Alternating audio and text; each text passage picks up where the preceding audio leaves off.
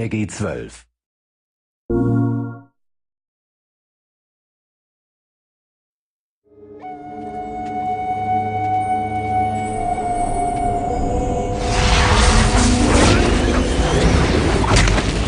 The genesis of the story that we finally ended up with, we were all sitting around and we had been given the mandate to take this move controller and make a magic wand game out of it.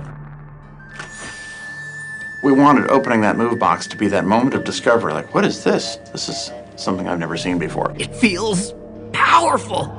And it really formed the foundation of the story. It was going to be about learning how to do all this new stuff you'd never done before. And we wanted the story of the game to be the same way, a journey of discovery, a hero's journey.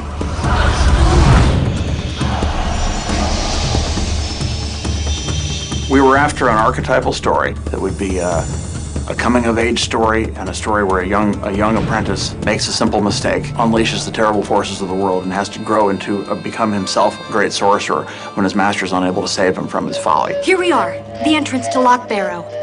Beyond this door is the domain of the restless dead, the forsaken spirits of the final war. The final war? Between the elves and the humans. The world of sorcery, it's a world where the realm of fairy and the human realm are very closely intertwined, and there are portals that let you pass back and forth between the two worlds. There is a war between the humans and the fairies about 100 years before the game takes place. And since then, the realms have pretty much kept to themselves. There are very few people have crossed back and forth between them. But as the game starts, the portals are thrown open again, and all of a sudden you're thrust back into this world where the creatures from the realm of fairy are crossing over. Great sorcerers defended the world from unspeakable evil. And everyone bowed down to them and gave them treasure and stuff. And stuff? Really? Just prepare to be amazed. You have no idea what you're doing. A lot of the emphasis in the story in Sorcery is more about the relationship between the characters. For most of the game, there is Finn, our protagonist, and Erline, the magical cat who accompanies them. When the game starts off, Finn and Erline don't really get along very well. She's kind of obnoxious, he's kind of like full of himself. I shouldn't have said anything. Lockbarrow is far too dangerous. You might get hurt, and then I would never forgive myself.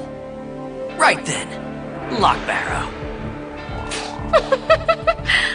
Well, this should be entertaining. If you think of your mage that stands in the back and uses his wand and knowledge just to control the world, that isn't Finn. Finn drives forward. He thirsts for knowledge, but he thirsts for adventure more than anything. There are a couple of things we do to sort of play with the fantasy archetypes. One thing is to sort of dig deeper into the reality of the archetype. We have an evil queen, the Nightmare Queen, and we actually worked really hard to create sort of a psychological depth to her. You can feel a little bit of sympathy for the best of best villains. In the Nightmare Queen, her daughter has been stolen, and that's a believable anger, right? You can look at the Nightmare Queen and go, yeah, I'd be pissed. That believability makes her all that more terrifying because you can understand, and maybe you could see yourself be that villain.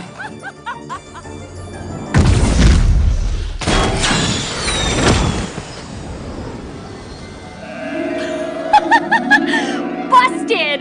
Erline was a character that was really important to our story. We face a lot of challenges with Erline because we have to have this integral character of our game be a cat. Just like with Finn, Erline goes through ups and downs throughout the story, and we had to be able to create this furball to be able to display emotion along with our character because she is such an important part. We needed a character that needed Finn. The darkness of her character, that slight tone of being unsure, really helps us tie her to Finn because he's so brave and bold. She needs his support to go through the next door. A big part of the story of Sorcery is the way these two characters respond to what's going on around them and sort of change over the course of the game. By the end of the game, they're really, really on the same team, they're working together, and the story of how they come together and how they learn about each other is a big part of the story of Sorcery. It was a coming-of-age story both for Finn and for Erline at the same time. Both of you go from being these silly teenage kids at the beginning to realizing the mantle that destiny has forced upon you.